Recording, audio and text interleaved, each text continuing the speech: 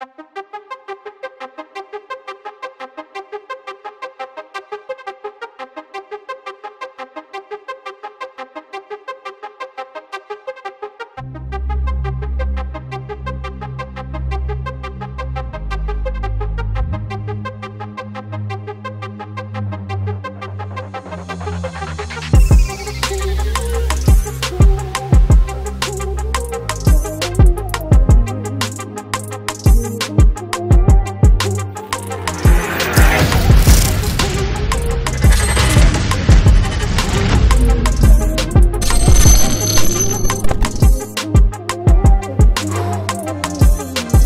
journée de plus au paradis, salut à tous, aujourd'hui on se retrouve pour le Umi DJI A3 Pro.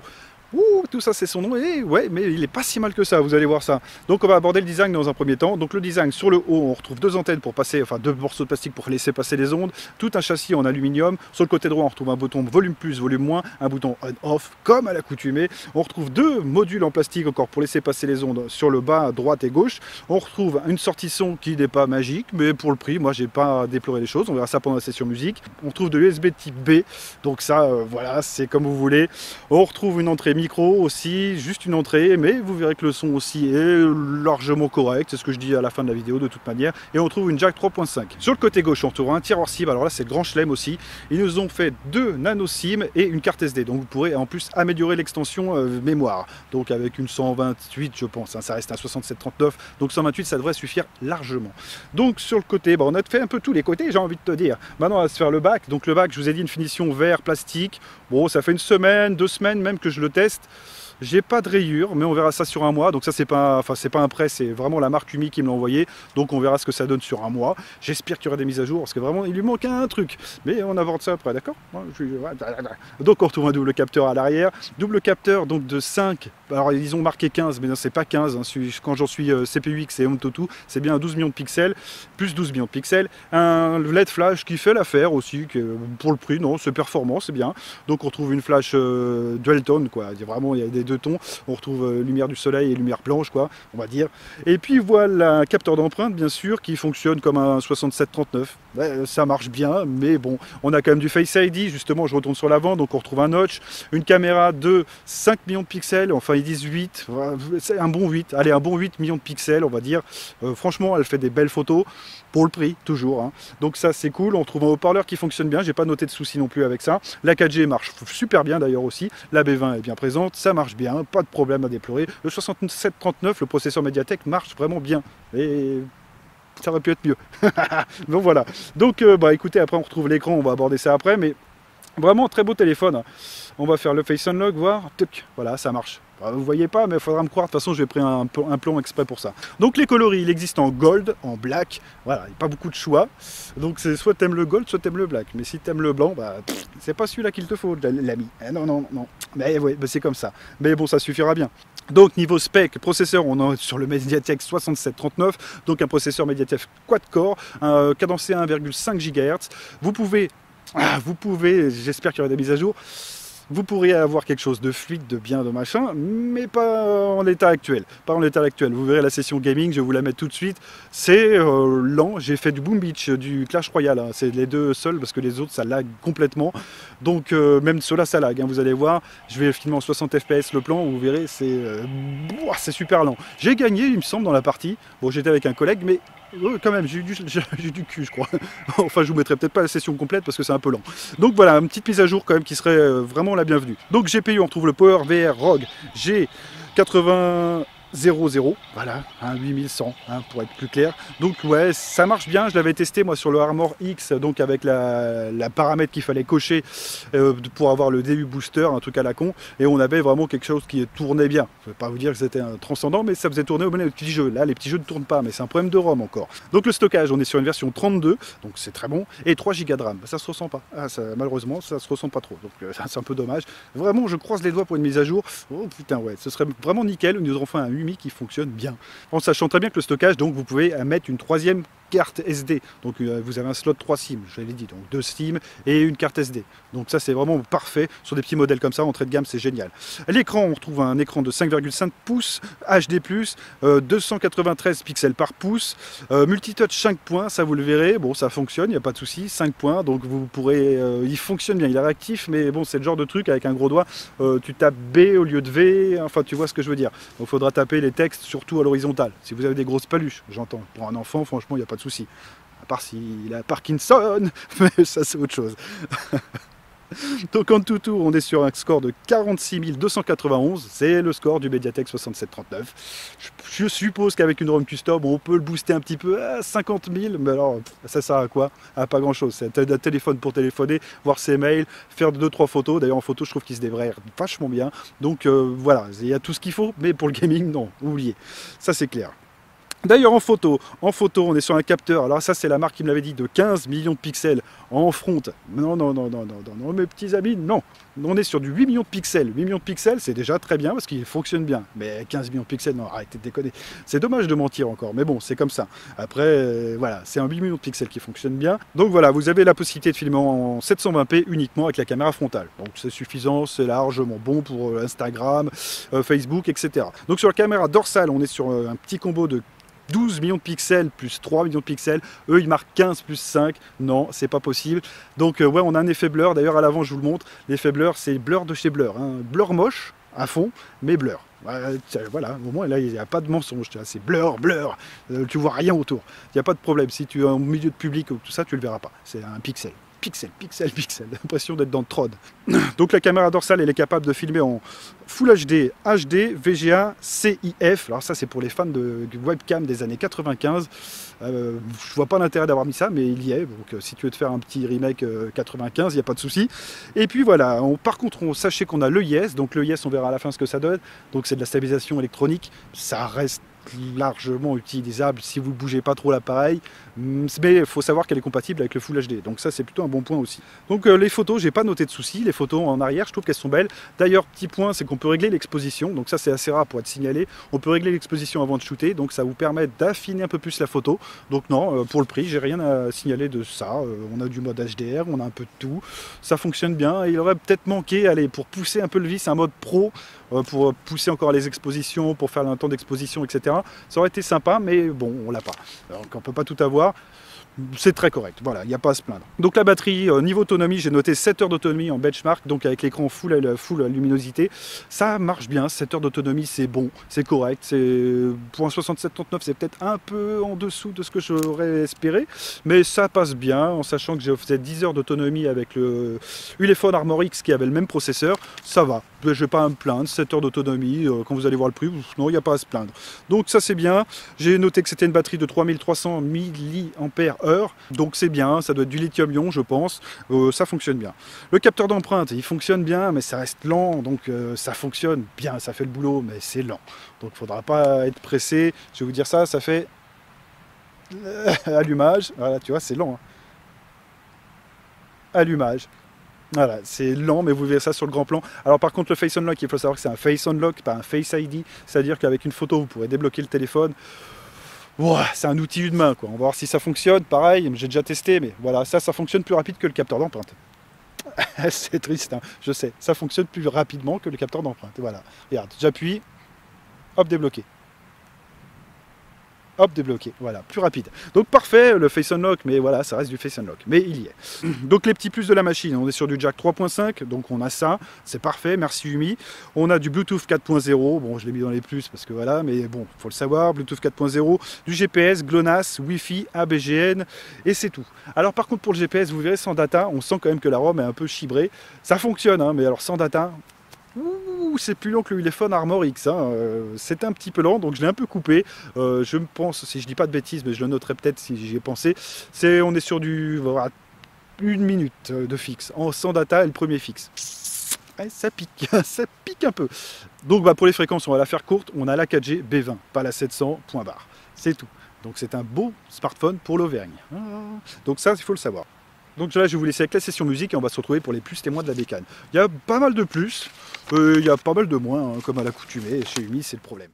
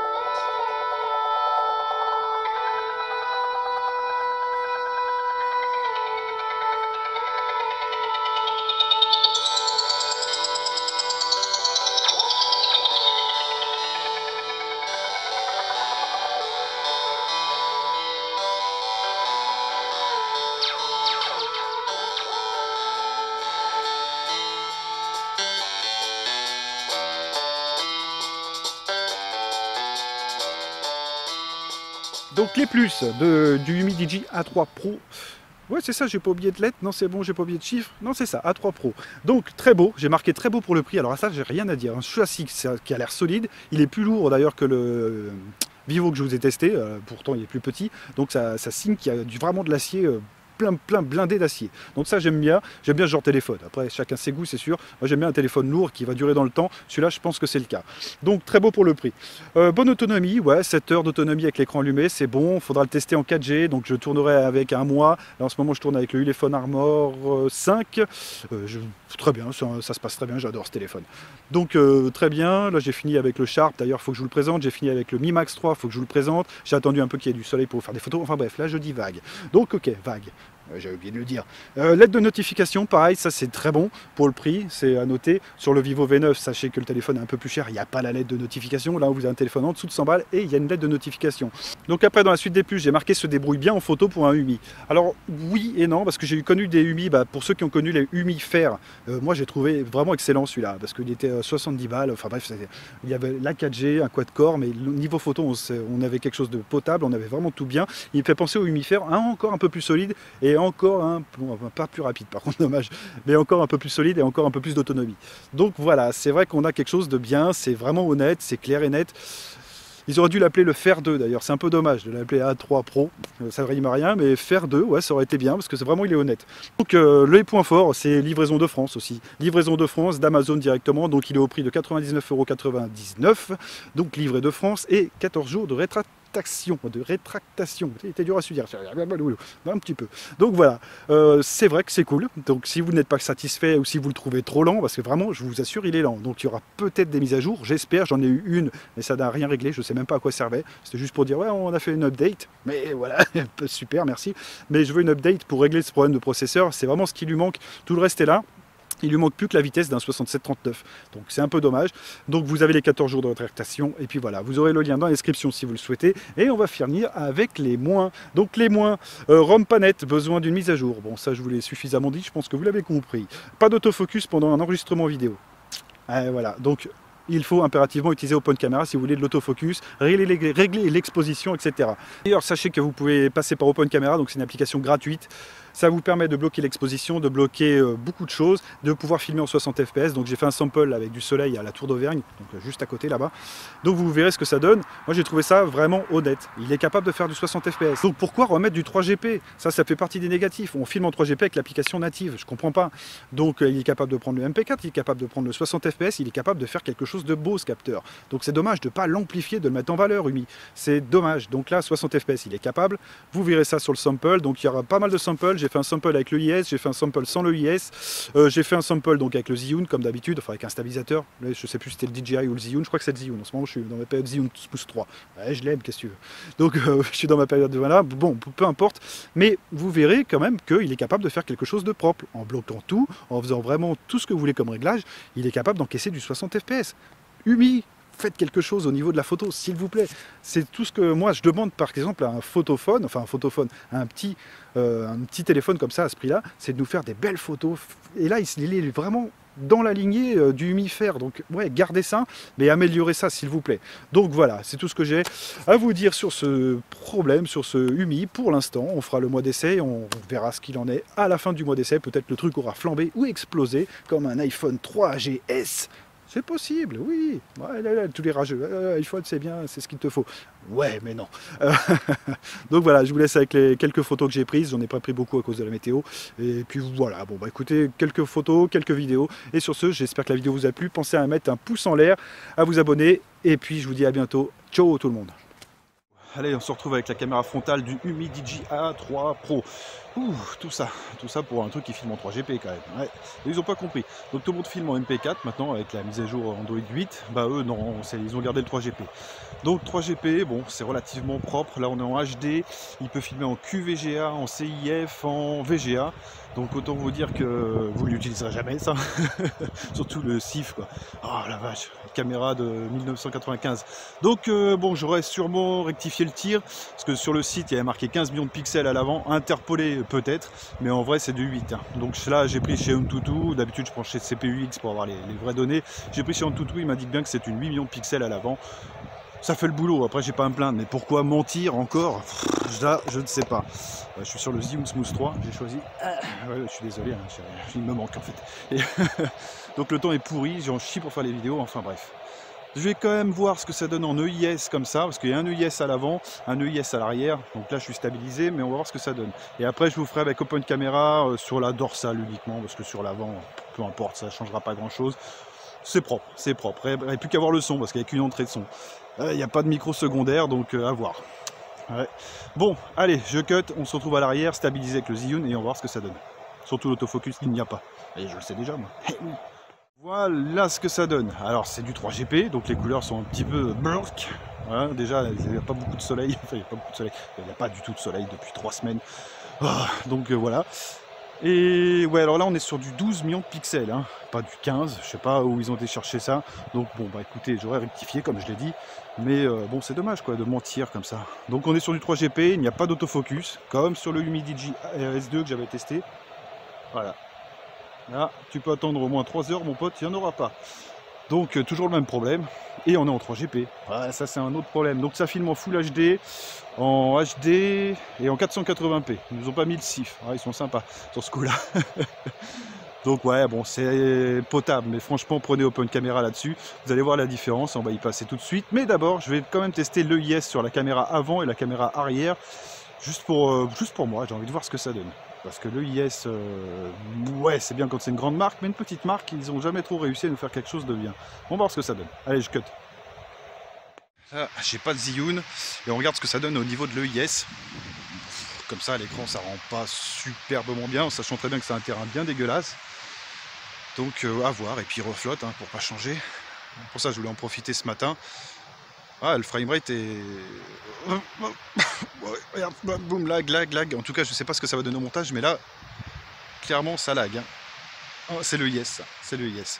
Bon, moi, ça prouve qu'il y en a un. Bon, voilà, à voir ce que ça donne. Après, moi, je vous oriente vraiment, comme je l'ai dit, sur Open Camera, mais... ça va, c'est propre, c'est honnête. Pour un téléphone en dessous de 100 €, franchement, il n'y a rien à dire. Bon, allez, je cut, on passe à la caméra dorsale avec le IS. On va voir ce que ça donne. Donc là je suis avec le IS caméra dorsale, on regarde ce que ça donne. Bon, je vais pas gambader, hein, ça va pas être un Xiaomi. Oh, voilà, ça va être exploitable, c'est un petit smartphone à 100 balles. Moi vraiment ce qui me chagrine le plus, c'est pas cette histoire de IS, c'est cette histoire d'autofocus et cette histoire de 3GP. Putain, 3GP les mecs, c'est pas possible. Ou Kittel a compris, tout le monde a compris et vous non. Ah tiens, il y a des bleus là-bas. Ouais, j'ai un truc jaune alors il me cherche. Ils se disent putain il va faire un blocage dans le parc vide. Ouais, on va le tuer, on va le flasher l'enculé. Ouais, mais le seul truc bien avec ces flics là c'est qu'ils descendent pas quand il pleut pour pas salir leur godasse et pour pas se mouiller. Mais chut, c'est un secret, vous le dites à personne bordel de merde. Bon allez, je vais cutter là et on va se passer sous Open Camera, vous allez voir la grande différence quand ça filme en MP4 et que l'autofocus marche. Là ça fait tout de suite un téléphone intéressant, comme le Humidigi S2 en fait. Allez je cut. Je suis sous Open Camera, l'application qui améliore tous les smartphones chinois. Putain, j'aurais pu faire de la pub pour eux là. Faudrait qu'ils me donnent un chèque. Bon, enfin bref, allez, on va voir ce que ça donne. Donc là, on est en MP4, j'ai gardé 30 FPS. Hein. J'ai pas essayé de monter plus. Après, si ça vous intéresse, bah, vous me le marquez dans les commentaires. J'essaierai en 60. Mais bon, en 60, je pense que ça passe. C'est ça aussi qui est dramatique, c'est que les capteurs sont corrects, mais ils nous font de la merde. Je l'ai pas dit fort, hein. Donc si le son est bon, vous l'avez pas entendu. Allez, on va voir si l'autofocus fonctionne. Trêve de plaisanterie. Non. Et il fonctionne sous Open Camera. Et voilà, comme d'habitude. Hein. Hop, vas-y. Tout. Voilà, ça en fait un bon téléphone. Avec Open Camera, encore. Putain, dis donc. Enfin bref, c'est comme ça, c'est tout le temps comme ça. Ça devient même plus drôle. Vas-y, autofocus. Touf, et voilà. Donc vous avez un téléphone capable de filmer, capable de faire quelque chose. Après le niveau son, j'avais essayé moi vite fait à la maison. Ça avait l'air correct, ça avait l'air correct, sans être non plus transcendant, ça avait l'air correct. Donc pareil, je voulais rectifier, moi je crois que je l'ai déjà fait, c'est une caméra de 12 millions de pixels, hein, pas 15, je sais pas ce qu'ils nous ont fait, c'est 12. Hein. Bon, voilà, là on va passer à la caméra avant avec... ouais, je vais le faire quand même avec Open Camera, on va voir ce que ça donne. Ça en fait beaucoup des samples pour un téléphone moins de 100 balles. Mais bon, comme je vous l'ai dit, j'aime bien montrer tout ce que je peux. Après, il y a des trucs que je passe à côté, c'est sûr, mais il faudrait faire des vidéos de 4 heures et pas envie. Donc voilà, MP4, 30 FPS, et Open Camera, et le framerate est corrigé. Bon, en même temps, c'est normal, il n'y a pas le IS. Vous pouvez l'activer, mais Voilà, je préfère garder un Zhiyun. Avec n'importe quel téléphone, vous pouvez faire quelque chose de potable. Donc voilà. Franchement, pas grand chose à dire. Hein. Ça passe largement. Donc pour les photos, vous verrez ça. Je vais vous laisser quelques photos. J'en ai pas fait beaucoup. Il n'y a pas eu beaucoup de soleil. Je n'ai même pas dû en faire du tout avec du soleil. Donc c'est un peu le drame, mais c'est comme ça. Là, je vais passer. Je vais vous faire la petite séquence avec le Vivo. Normalement, vous l'aurez vu parce que je vais poster sûrement le Vivo avant parce que c'est un prêt et je voudrais un petit peu me dépêcher. J'ai attendu déjà 2 semaines le soleil. Et ben non. Bon, ça m'a permis de le tester un petit peu. Après, c'est vrai que je vais pas pouvoir faire un test sur un mois. Ah, je dérive encore sur ma vie. Ah, il va falloir que je vous fasse un live, les mecs. Bon, allez, j'espère que la vidéo vous a plu. Mettez un pouce en l'air si c'est le cas. Abonnez-vous si vous m'aimez bien, hein, si je suis pas trop relou. Et puis voilà, allez, je vous dis à bientôt tout le monde. Ciao. Considérez ça comme une petite vidéo bonus. Non, en fait, j'en profite parce qu'il y a enfin du soleil, donc je peux au moins vous présenter le capteur. Donc là, je suis sous Open Camera Humidigi A3 Pro et je suis en 60 fps Full HD avec le stabilisateur Zhiyun Smooth 3. Donc c'est juste pour savoir si c'est bon. Donc là, j'ai bloqué l'exposition, j'ai bloqué l'autofocus et on va voir si on peut faire quelque chose avec un beau soleil. 60 fps, hein, je le rappelle. Ouais, évidemment, ce sera retranscrit en 25, mais c'est juste pour voir la fluidité. Ouais, sympa. Peut-être un petit problème au niveau de l'exposition. Voilà, c'est peut-être moi. Ouais, voilà, on regarde un petit peu en même temps. Comme ça, c'est pas mal.